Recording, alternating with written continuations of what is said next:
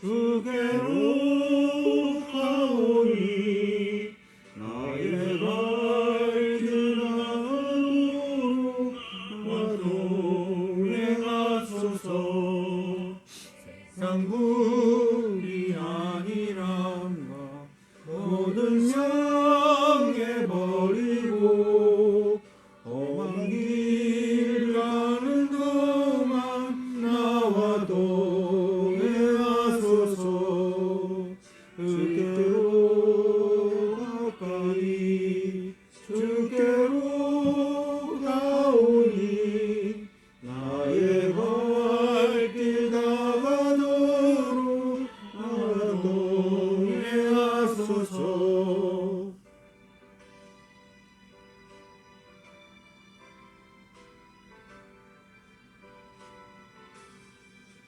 모든 골짜기 지나가며 험한 바다 건너서 천국 문에 이르도록 나와 동행하소서.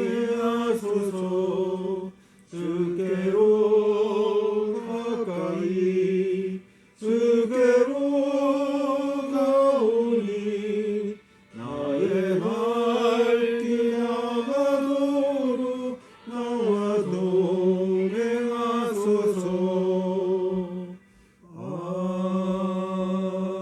아멘.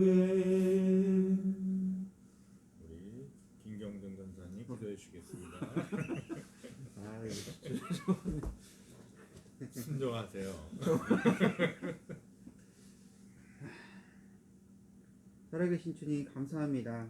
우리와 같은 자들을 부르시고 구원의 은혜를 베푸사 우리와 날마다 동행하심으로 이 인생길 가운데 늘 함께 해주시고 우리를 이끌어 주시니 감사합니다. 주님의 말씀 붙잡고 또한 주님의 음성을 듣기 위하여 함께 모였습니다. 주님 부족하고 연약하오나 주 성령께서 이 시간 저희를 도우사 주여 우리를 깨닫게 하시고 주여 당신을 쫓아가게 하옵소서. 주님을 향하여서 이 시간 한 걸음 더 나아가오니 주여 날마다 우리와 동행하시고 우리를 인도하시는 주님 우리를 도와 주옵소서. 살아계신 우주 예수 그리스도의 이름으로 기도드립니다. 아멘.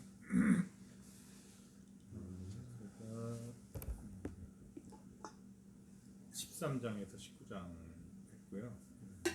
44번째 44 성경연대입니다. 오늘 또 11월 11일 숫자가 아주 겹치는 게 많네요. 44번째 11월 11일. 첫 번째는 용서 민수기 14장 18절에서 20절. 여호와는 노하기를 더디하시고 인자가 많아 죄악과 허물을 사하시니 형벌받을 자는 결단코 사하지 아니하시고 아버지의 죄악을 자식에게 갚아 3, 4대까지 이르게 하리라 하셨나이다. 구하옵나니 주의 인자의 강대하심을 따라 이 백성의 죄악을 사하시되 애굽에서부터 지금까지 이 백성을 사하신 것 같이 사하시옵소서. 여호와께서 이르시되 내가 내 말대로 사하노라. 본문은 한글 번역의 한계를 보여주는 예입니다. 한글로 사한다는 말이 6번 등장하는데 히브리어는 3가지 단어로 구성되어 있습니다. 145번은 나사라는 단어로 들어올리다, 가지고 가다의 의미로 사용됩니다. 2번 낙하라는 단어로 비우다, 깨끗하게 하다의 의미입니다. 그리고 3번, 6번은 살라으라는 단어로 용서하다, 사면하다의 의미입니다. 물론 단어들의 이중적인 의미를 적용하는 것은 번역자의 권한일 수 있으나 영어 번역 NIV에서도 forgive, leave, unpunish, pardon 등 다양하게 적용한 것으로 보아 본문의 한글 번역은 좋은 예라고 보기 힘듭니다. 제가 원어 영역에 맞춰서 다시 번역하면 다음과 같이 될 것입니다. 여호와는 노하기를 더디하시고 인자가 많으시지만 죄악과 허물은 드러나게 하시어 형벌 받을 자는 결단코 그 죄를 깨끗하다고 아니하시어 live the guilty unpunished라고 되어 있더라고요. 오타죠? guilty. 아버지 이거 예리한데. 아니, 이거 누구나 아버지의 죄악을 자식에게 갚아 쓸데없는 거 보고 아니 나는 무슨 뭐 저 음. 뭐라 그러지? 그 라틴어 뭐 이런 거. 이걸 제가 이제 한번 의역을 한번 해봤는데요. 여호와는 노하기를 더디하시고 인자가 많으시지만 죄악의 허물을 드러나게 하시어 우리 여기는 사하신다고 돼 있잖아요. 거기에도 형벌 받을 자는 결단코 그 죄를 깨끗하다고 아니하시어 아버지의 죄악을 자식에게 갚아 3, 4대에 이르게 하셨나이다. 구하옵나니 주의 인자의 광대하심에 따라 이 백성의 죄악을 이제 우리가 이제 생각해 이것도 못하네요. 오타가 많네. 죄악을 용서하여 주시기를 바라지만 애굽에서부터 지금까지 이 백성을 잘못을 드러내신 것 같이 하옵소서. 여호와께서 이르시되 내가 내 말대로 용서하겠다. 추가로 하면 잘못된 죄는 드러내어 그들을 회개하게 하고 그들이 회개하면 용서하겠다. 성경에서 진정한 용서는 지은 죄에 대한 벌을 감당하는 것을 포함합니다. 대표적인 인물이 다윗으로 그는 밧세바와 간음하고 그의 남편 우리아를 의도적으로 살해하였습니다. 그는 그 죄를 깨닫고 옷을 찢으며 나단 선지자가 이제 깨닫게 했잖아요. 자복하고 회개했지만 그의 자녀 솔로몬 형이 죽고 자녀가 자녀 암몬이 다말을 성폭행하고 자녀가 자녀를 죽이고 압살롬이 암논을 죽이고 자녀가 부모에게 압살롬이 다윗에게 반역하는 벌을 받게 됩니다. 하나님은 다윗을 내 마음에 합한 자라 여기시며 그의 왕조가 결코 멸망하지 않을 것이라는 큰 축복을 주셨지만 그가 지은 죄에 대한 벌을 받아야 한다는 것을 성경은 분명히 말하고 있는 것입니다. 이 개념은 기독교인들에게 매우 중요한 신앙의 이정표가 된다고 생각합니다. 예수님을 그리스도로 온전히 받아들인 성도들에게는 자신이 지은 죄를 성령의 은혜로 회개하는 일이 자주 일어납니다. 그런데 그 회개로 자신이 지은 죄가 없어졌다고 생각하는 것은 큰 착각일 수 있습니다. 개인적인 의견입니다. 그 죄는 없어지지 않습니다. 그리고 지은 죄로 인한 벌은 응당히 받아야 합니다. 그런데 우리는 새 언약을 통해서 진정한 용서의 은혜를 바라볼 수 있습니다. 내가 그들의 악행을 사하고 다시는 그 죄를 기억하지 아니하리니 예레미야 31장 34절. 우리가 죄를 회개한다고 해도 그 죄가 없어지는 것이 아니라 그 죄를 기억하지 않으시는 하나님의 은혜로 우리가 용서받게 된다는 것입니다. 죄는 안 없어진다는 거죠. 지은 죄는. 본문에서 말하는 용서도 저는 동일하다고 생각합니다. 하나님께서는 이스라엘 백성들의 그 불순종의 죄를 드러내는 것이 용서라고 하시는 것입니다. 왜냐하면 그 죄가 드러나야 회개를 할 수 있으며 회개를 하려면 자기가 죄를 지었다는 것을 깨달아야 되잖아요. 하나님께서 그 죄를 기억하지 않는 것이 바로 용서이기 때문입니다. 그러니까 그 사람이 죄를 지은 것을 자기가 깨달아서 내가 정말 잘못했네요. 다윗처럼 그럴 때에 하나님께서 용서를 하실 수가 있다는 거죠. 저는 이 대목에서 주기도문의 한 구절이 마음에 떠오릅니다. 우리가 우리에게 죄 지은 자를 사하여 준 것 같이 우리의 죄를 사하여 주옵시고. 마태복음 6장 12절에서 저는 항상 이 순서의 의미를 생각합니다. 우리가 먼저 용서를 해야 주님도 우리를 용서하신다는 의미가 무엇일까라고 반복적으로 생각해 봅니다. 우리의 능력이나 의지로 우리에게 죄를 지은 사람을 용서하는 것은 어렵습니다. 우리가 먼저 용서해야 주님도 우리의 죄를 용서한다는 의미가 아니라 우리는 보통 그렇게 생각을 할 수가 있는데 저도 그렇게 생각을 좀 했었어요. 근데 십자가에 예수님을 못 박은 당사자인 우리를 용서해 주시는 그 죄를 기억하지 않으시는 예수님의 은혜를 받을 때 우리는 다른 사람을 용서하게 된다는 의미로 받아들였습니다. 조금 더 이해가 잘 되는 성경 말씀이 있습니다. 만달란트 탕감받은 사람의 이야기는 용서에 대한 의미에 대한 좋은 성경의 근거가 됩니다.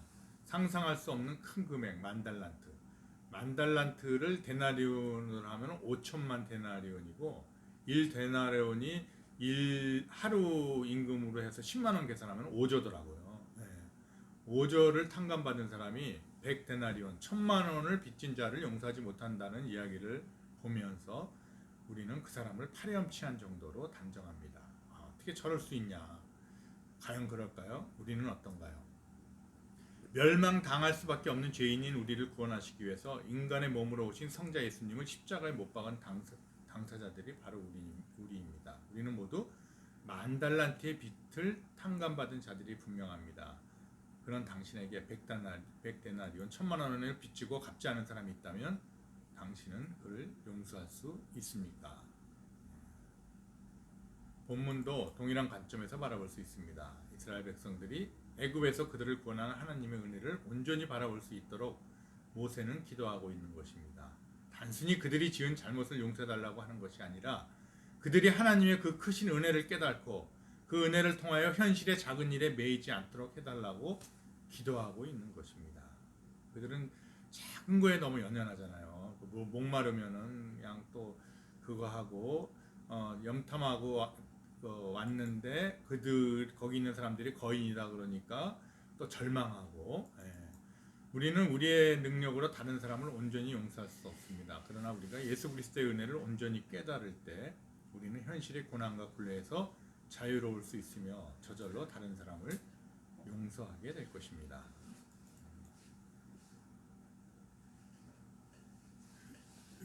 그러니까 이제 이 부분이 이제 그거예요.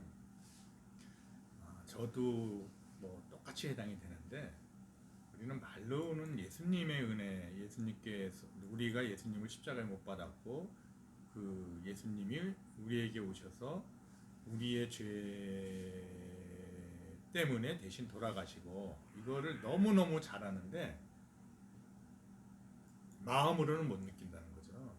그거를 마음으로 느끼는 사람은 나를 디스하거나 나에게 손해를 끼친 사람에게 대해서 적대감을 가질 수가 없대요. 그게 워낙 커갖고. 그러니까 그래서 저는 그것을 이 말씀에 모세의 기도와 그 하나님께서 모세가 이제 용서해 주기를 바라는 것과 그리고 하나님께서 용서하겠다라는 것을 이제 그런 관점으로 한번 풀어본 거고요. 두 번째는 순종과 불순종. 조금 얘기하고 넘어가 되지 않을까? 시간 충분한 것 같은데. 되게 정말 공감하게 되는 것 같아. 그러니까 이렇게 이 마음 안에 그러니까 미워하는 마음, 그러니까 조금 더 소극적으로는 적극적으로 용서하지 못하는 마음을 가지고 있을 때 그게 우리를 얼마나 하나님과의 관계를 끊어뜨리고 그러니까 우리를 어둠 가운데 놓이게 하는지는 우리 스스로가 이렇게 느끼는 것 같아요. 그러니까 저 스스로도 느끼고, 그러니까 만약에 그 상황에서 계속적으로 자신을 지속시킨다. 그런데 내가 신앙생활을 하고 있다. 근데 그러면은 이제 그거는 그러니까 어떤 부분에 있어서는 상당히 스스로가 힘든 걸 많이 느끼니까. 그러니까 저희 집사람도 사실은 이런 부분 때문에 되게 고민을 많이 하거든요. 그러니까 아버지한테 어려서부터 지속적으로 그러니까 이렇게 엮이는 과정에서 자라는 상황에서 그러니까 아버지를 용서하는 걸 제일 힘들어하는 거예요. 그러니까 이런 당연은 알겠는데 그렇게 안 되는 거. 그러니까 왜냐하면 상처 때문에. 그렇죠. 그게 너무 그런데 그것 때문에 또 많이 힘들어하고 그러면서 이제 이렇게 찬양하고 이렇게 말씀 들을 적에는 그 말씀이 맞지 그러다가 또 막상 얼굴 보면 갑자기 이게 확 올라오고 이제 근데 이런 상황이 이제 좀 반복되는 상황에서 이제 조금씩 이제 그런 부분들이 옅어지면서 또 이렇게 이렇게 적대적인 사람에 대한 또 사랑 행위로 이렇게 또 나가는 것들을 이렇게 또 실천하는 것들을 이렇게 볼 적에 그러니까 참 하나님의 사랑은 좀 진짜 위대하시다 그런 생각을 하게 되는 것 같아요. 그리고 또 이런 부분에 있어서는 또 우리 마음 안에 어떤 뭐 딱쟁이라고 해야 되나? 그러니까 어떤 굳은 살이라고 해야 되나? 그러니까 이런 부분들은 쓴뿌리. 많은 사람, 쓴뿌리. 그러니까 많은 사람들은 그러니까 어제도 어떤 분이 그런 얘기 하시더라고요. 그러니까 이사를 하는데 월세 집에 살다가 이제 이사를 하는데 과도하게 금액을 올려버렸대요. 그래서 도저히 그거는 감당이 안 돼가지고 이제 2년 반 만에 또 이사를 하는데 250만 원인가를 이사 비용을 내고 이제 이사를 하는 거지. 근데 그 주인이라는 아주머니가 와가지고 깨지도 않은 뭐 유리를 깼다고서는 막 그거 물어내고 하라고 막 억지를 쓰니까 옆에 분이 오셔. 그거 이분들이 깬 게 아니라 이 전전지에 살던 분들이 그 아이가 공놀이 하면서 깬 걸 내가 봤다고 그렇게 하는데 그 얘기를 하고 나서도 보통 사람 같으면 미안하다고 얘기를 해야 되잖아요. 자기가 당신이 깼다고 해서 막 증거도 없는데 막 하고 물어내라고 막 했으니까. 그런데 그런 얘기를 증언을 듣고도 그냥 갑자기 미안한 소리는 없고 그냥 이렇게 입을 싹 닫아버리고 다른 걸로 또 요구하는 걸로 또 넘어가 버리는. 왜냐면 이제 앞으로 안 볼 거라 이거지. 그러니까 앞으로 보느냐 안 보냐는 둘째치고, 그러니까 그분이 사람을 대하는 그 태도와 사람을 대하는 기본적인 그 심성이, 그러니까 정말로 되게 적대적이고 아주 그 마음 안에 칼날이 가득하다는 거죠. 그러니까 그게 더 문제라는 거죠. 그러니까 그분은 집이 있느냐가 문제 아니냐가 문제가 아니라, 그러니까 그분의 인생이 그런 부분에 있어서 오히려 더 불행하고 더 힘들 수 있다라는 거죠. 오히려 그분한테는. 그러니까 그분이 그러니까 어떠한 삶의 상황을 살아왔는지는 모르겠지만 그분이 나타내는 그 태도의 일면을 봤을 적에 그분에게 있어서 얼마나 많은 미움과 적대와 상처와 그리고 얼마나 많은 투쟁의 역사가 있었는가를 짐작할 수 있다는 거죠. 근데 이제 그런 부분들에 있어서 이제 그 어떻게 하면 그런 사람들의 마음을 만지고 그런 사람들의 마음을 이해하면서, 그러니까 그 어떻게 하면 주님 앞에 그 나올 수 있을까? 그러니까 어제 잠깐 이제 그 알바 끝나고 이렇게 드라마를 보면서 이렇게 운전하면서 오는데 거기에 이런 장면이 나와요. 그러니까 어떤 여자인데 원수처럼 이제 이 여자를 배반을 한 거예요. 그래갖고 이제 그 다니던 회사에서 나와갖고 편의점에서 알바를 하고 있어요. 근데 나중에 이 이제 여자 주인공이 그 여자한테 가서 우리 회사에서는 당신이 필요하다. 이렇게 얘기를 하는 거예요. 그러니까 너는 왜 나한테 왜 이러냐 그러면서 하는 말이 그런 얘기를 해요. 우리는 한 점에서 태어났다고 얘기한다. 그래서 어떤 사람들은 우리가 먼지라고 얘기한다. 그렇지만 또한 우리는 먼지일 수도 있지만 우리는 또한 별일 수도 있다. 그렇기 때문에 너는 절대로 쓸데없는 인형이 아니다. 이런 말을 하는 거예요. 그러면서 우리 회사에서는 당신이 필요합니다. 이렇게 얘기를 하니까 그 여자가 갑자기 눈물을 펑 터트리면서 이 여자 주인공한테 안기는 장면이 나오는 거예요. 근데 그 장면을 보면서 저는 이렇게 울컥했는데 뭐냐면, 그러니까 그 여자가 그렇게 적대적인 행위를 하는 그 이면 속에는 뭐냐면 자기가 자기 스스로에게 갖고 있는, 그러니까 술집 여자로 지내면서 하여튼 고단한 삶을 살면서 그 고단함 속에서 생존하면서 겪어왔던 일들이, 그럼 자기를 비하하는 모든 삶의 태도들이 응축되어 있는 것으로부터 나오는 적대감에 의한 행동형들이었거든요. 근데 그런 거를 누군가 이해하고 누군가 그것들을 수용하고 받아들일 적에 쑥 받아들일 때 그의 마음이 그 두꺼운 마음이 무너지고 그 안에 눈물을 흘리면서 그 마음을 만진 거죠. 그러면서 그 주인공의 품에 딱 안기는 그 장면을 볼 적에 이게 울컥하면서 아, 주님이 우리한테 저러시는구나 하는 생각이 든 거예요. 그 주님은 우리한테 너는 왜 이렇게 했지? 너는 왜 이러지 못하지? 너는 왜 이러지? 막 이렇게 다가서시는 분이 아니라는 거예요. 주님은 항상. 그래서 우리가 그분의 사랑 안에서 딱 맞닥뜨리기만 하면 울컥하면서 그 여자 주인공에게 안기는 것처럼 우리는 우리 모든 존재를 그분한테 이렇게 의탁하게 다가가게 되잖아요. 그런데 근데 그리스도인 우리가 또한 누군가에게 그렇게 다가가야 되는데, 그러니까 우리는 많은 경우 아까 여기서 이거 언급하신 것처럼 그런 구도가 아니라 너 나한테 요만큼 잘못했지?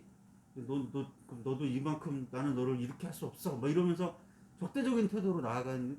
근데 과연 그렇다면 우리가 그리스도를 알고 있는 사람들인가 하는 생각을 하게 되는 거죠. 그래서 그러니까 어떤 그러니까 긴장감이 흐르는 상황 속에서 그러니까 우리 인차적인 감정은 적대적인 행위로 나갈 수 있지만 우리가 주님 앞에 기도함으로 우리가 무릎을 꿇을 때 그 상황을 그러니까 긍정적으로 그 다음에 그 상황을 우리 모두에게 그러니까 뭐라고 그랬죠? 그러니까 선한 방향으로 합력해서 주님께서 인도하심으로 이끌어가는 것들을 우리 경험하잖아요. 그러니까 우리가 주님한테 의지하는 것이 그러니까 얼마나 중요한 것인가에 대해 좀 다시 생각을 하게 되는 것 같아요, 진짜로. 그렇지 않으면은 우리는 이제 본능적으로 이런 것들이 이제 난타전이 시작되는 거잖아요, 우리의 할 일이라는 거. 근데 주님한테 의지했을 적에 그 모든 일들이 선하시게 인도해 나가시는 거를 하여튼 막 그리고 요즘도 막 저는 뭐 그런 경험들을 하게 되는 것 같아요. 뭐 이렇게 알바에서도 그렇고 뭐 가정에서도 그렇고 교회에서도 그렇고. 근데 이제 그런 경험들을 또 계속 해나가고 또 주님한테 의지하는 것들을 우리가 배워나가는 게 중요하지 않은가 그런 생각을 하게 되는 것 같아요. 그래서 근데 이게 이게 그러니까 집사람을 보면은 이게 정말 이게 쉬운 건 아닌 것 같아요. 이게 진짜 이게 그러니까 진짜로 깊은 상처를 누군가에 받았다면 이거를 그 진짜로 이렇게 뭐라 그러죠? 아 정말 주님의 사랑은 이거보다 크지. 근데 그거를 물론 그거를 진짜 깨닫기 때문에 이렇게 나가지 않을 수 없죠. 근데 많은 경우 우리의 현실적인 삶에서는 또 이렇지 못한 부분들 또 그 안에 투쟁 가운데 있는 부분들 상당히 많은 것 같아요. 아니 내 자식을 누가 주겠다고 그러는데 쉬울까? 하나님의 사랑이 그걸 비교할 수 없겠지만 근데 만약 그런 은혜를 보여주신다면 물론 그렇게 할 수 있겠지만 그렇다고 해서 또 그렇게 못한다고 해서 넌 당신은 그리스도인이 아닌다라고 얘기할 수도 없잖아요 또. 그러니까 좀 여러 가지 좀 생각을 하게 되는 것 같아요. 그래서 근데 기본적으로는 그러니까 좀 그런 생각이 드는 것 같아요. 그러니까 그 타인을 조금 더 이해하려고 하는 노력과 그 상처를 수용하려고 하는 태도와 그리고 선한 마음이 그리스도인인 우리에게는 기본적으로 우리 안의 마음을 작동하는 그 태도들이 되지 않을까 이런 방향에 대해서 좀 생각을 하는 것 같아요. 만약 그렇지 않다면 뭔가 그럴 방향성에 있어서는 그렇지 않다면 뭔가 문제가 있는 게 아닐까 좀 그런 생각을 하게 되는 것 같아요. 문제가 있는 게 아니라 뭐 과정이라고 봐야 되겠죠. 과정이라고 그렇죠. 그렇죠. 과정으로 봐야지. 그 많은 경우에 그리스도인이면 이래야 된다라는 것 그런 생각 자체가 사실 굉장히 율법주의적인 생각이기 때문에 그리스도 이제 여기 순종과 불순종에서도 나오는데 그 하나의 과정이고 또 신앙이라는 것이 굉장히 다양하다. 그래서 우리가 어떤 상황이 못 됐을 때 내가 올바른 방향으로 가고 있는가라고 펜 좀 빌려줘. 생각은 할 수가 있지만 펜. 오늘 안 가져왔어. 볼펜? 있으면 빌려줘. 없어요. 나도 볼펜 차에다 하나도 나도 오늘 이상하게 펜을 빼놓고 왔나? 하나도 없어. 저기 있을 거야. 여기 이분들 쓰던 거. 왜 이렇게 펜을 안 갖고 다녀? 완전히 디지털 인간이네. 이거 꼭 저기다 놓고 가야 돼. 예. 나도 오늘 이상하게 빼놓고 왔어.